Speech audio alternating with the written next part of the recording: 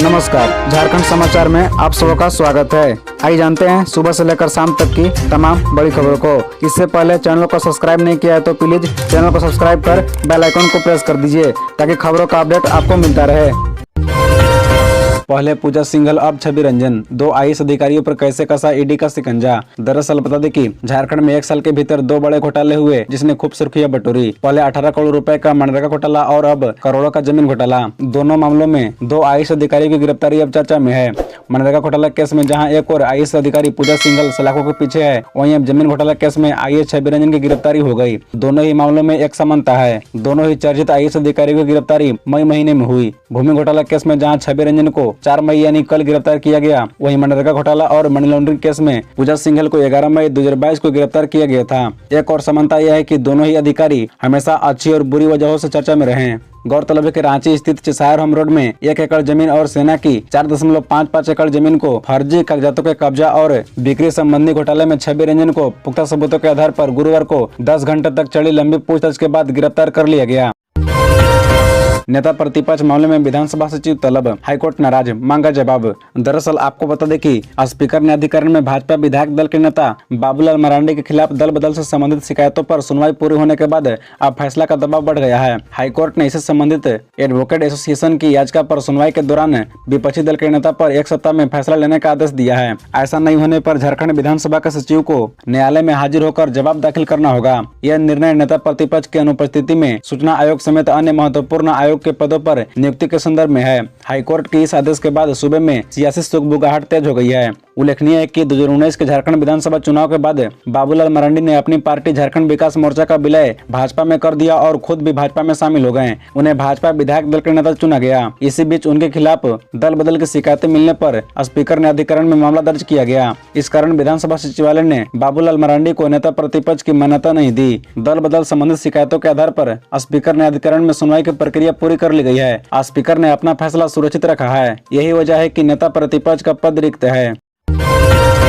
ED के radar में अब तक कौन कौन आईएएस अधिकारी, छवि रंजन और पूजा सिंघल को जेल, 2 और आईएएस अधिकारियों पर चल रही है जांच। दरअसल बता दें कि रांची के पूर्व डीसी रहे आईएएस अधिकारी छवि रंजन को 10 घंटे तक लंबी पूछताछ के बाद ईडी ने गिरफ्तार कर लिया। ये गिरफ्तारी अचानक नहीं हुई। लंबे समय से चल रही जांच, कई सवालों के जवाब के बाद छवि रंजन को गिरफ्तार किया गया। झारखंड में परिवर्तन निदेशालय ने पिछले 11 महीने में कई आईएएस अधिकारियों को अपने रडार में ले रखा है। इन अधिकारियों पर कई मामलों में जांच चल रही है। बड़े मामलों में 4 आईएएस अधिकारी जांच के घेरे में हैं। ईडी उनसे जुड़े करोड़ों की मनी लॉन्ड्रिंग की भी जांच कर रही है। ताजा मामला आईएएस छवि रंजन का है, जिन पर सख्त कार्रवाई हुई है। पूजा सिंघल और छवि रंजन की गिरफ्तारी के बाद ये 2 नाम भी चर्चा में है।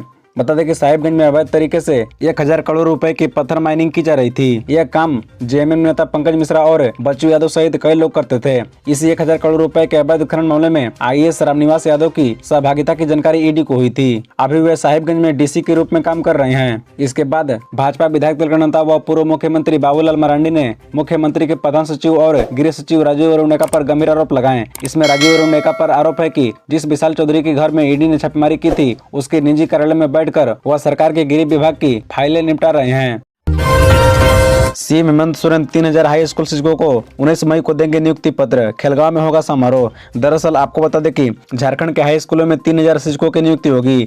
स्कूली शिक्षा एवं स्वच्छता विभाग द्वारा इसकी तैयारी पूरी कर ली गई है। मुख्यमंत्री हेमंत सोरेन नवनियुक्त शिक्षकों को 19 मई को खेलगांव स्थित स्टेडियम में आयोजित समारोह में नियुक्ति पत्र सौंपेंगे। सुप्रीम कोर्ट के आदेश के बाद झारखंड कर्मचारी चयन आयोग द्वारा सफल अभ्यर्थियों की नियुक्ति की अनुशंसा स्कूली शिक्षा एवं साक्षरता विभाग से की गई है। जिन विषयों में शिक्षकों की नियुक्ति की गई है उनमें हिंदी, अंग्रेजी, भूगोल, गणित, विज्ञान, संस्कृत, उर्दू, इतिहास, जनजातीय व क्षेत्रीय भाषा विषय में शिक्षकों की नियुक्ति की जाएगी। 3000 नियुक्ति के बाद और भी शिक्षकों की नियुक्ति होगी। इसके लिए भी आवश्यक प्रक्रिया पूरी की जा रही है। बता दें कि राज्य में वर्ष 2016 में हाई स्कूल में लगभग 17,000 शिक्षकों की नियुक्ति की प्रक्रिया शुरू की गई थी। इनमें 8,000 शिक्षकों की नियुक्ति हुई थी। हाईकोर्ट द्वारा वर्ष 2016 की नियोजन नीति को रद्द किए जाने के बाद नियुक्ति प्रक्रिया रोक दी गई थी। इस संबंध में सुप्रीम कोर्ट के आदेश के बाद फिर नियुक्ति प्रक्रिया शुरू की गई है। सुप्रीम कोर्ट के आदेश के अनुरूप अब राज्य स्तरीय मेरिट लिस्ट तैयार किया जा रहा है।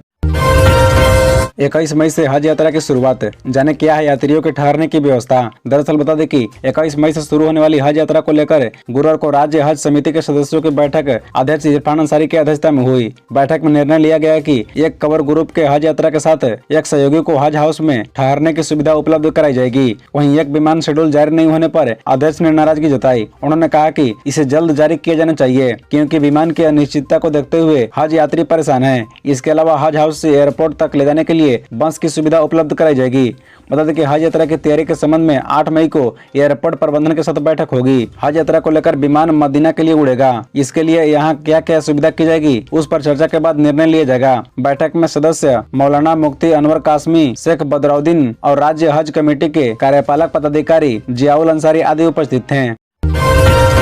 प्रधानमंत्री झारखंड को देंगे 2 वंदे भारत ट्रेन का तोहफा। इस दिन दिखाएंगे हरी झंडी। दरअसल आपको बता दें कि झारखंड में बहुत जल्द 2 वंदे भारत एक्सप्रेस ट्रेनों का तोहफा मिलने जा रहा है। प्रधानमंत्री नरेंद्र मोदी खुद इन ट्रेनों का हरी झंडी दिखाएंगे। मिली जानकारी के मुताबिक झारखंड को रांची पटना रूट पर 1 महीने और रांची हावड़ा रूट पर 3 महीने के भीतर वंदे भारत ट्रेन मिलने जा रही है। रांची से भारतीय जनता पार्टी के लोकसभा सांसद संजय सेठ ने इस बात की पुष्टि की है। गौरतलब है कि वंदे भारत ट्रेन से रांची से पटना की दूरी महज 6 घंटे में पूरी हो जाएगी। यह ट्रेन रांची से बरकाकाना, हजारीबाग, कोडरमा और गया होते हुए पटना तक जाएगी। यह ट्रेन रांची से शाम 5 बजे खुलेगी और रात 11 बजे पटना जंक्शन पहुंच जाएगी। वहीं पटना से सुबह 6:55 पर खुलकर दिन के 1 बजे रांची पहुंचेगी। हालांकि टाइमिंग पर अभी मंत्रालय में और मंथन किया जा रहा है। बताया जाता है कि झारखंड में वंदे भारत ट्रेन के परिचालन के लिए दक्षिण पूर्व रेलवे और मध्य पूर्व रेलवे में तैयारी पूरी हो चुकी है।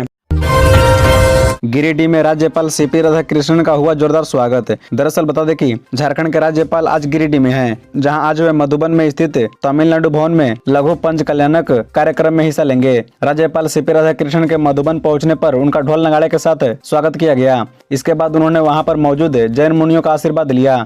इसके बाद चंद्रभट्ट ट्रस्ट द्वारा लघु पंच कल्याणक कार्यक्रम में शामिल हुए।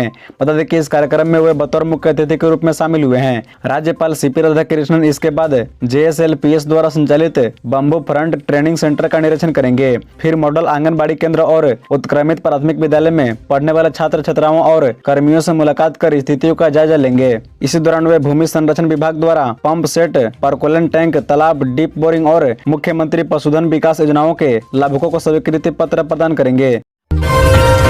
प्रिंस खान का पूरा परिवार फरार। वासेपुर में जगह जगह पुलिस तैनात, दहशत का माहौल। दरअसल बता दें कि धनबाद के वासेपुर के कुख्यात सफीफ खान की एक जमाने में बदसाहत थी। उसकी हत्या के बाद पुत्र फहीम और समीम उसी अपराध के मार्ग पर चला। समीम की भी हत्या हो गई। फहीम हत्या के एक मामले में घाघी डीजल में उम्र कैद काट रहा है। फहीम की बहन नासरीन वासेपुर में ही नासिर खान से ही ब्याही है। उसके 4 बेटे हैं, प्रिंस, गोपी, गाडविन और बंटी। इधर फहीम के भी 3 बेटे हैं, वे हैं इकबाल, रजन और साहेबजादे। हाल ही में वर्षों में फहीम के परिवार और नसीर के परिवार में काली कमाई का वर्चस्व को लेकर विवाद शुरू हुआ। फहीम और नसीर के बेटे एक दूसरे के खून के प्यासे हो गए। दोनों पक्ष एक दूसरे के खून के प्यासे हो गए। मोहल्ले के अमन पसंद लोग परेशान हैं। वासेपुर की भी यह अजीब विडंबना है कि यहाँ लंबे समय से गैंगवार चल रहा है। कई लोगों की हत्या हो चुकी है, लेकिन रुक नहीं रहा।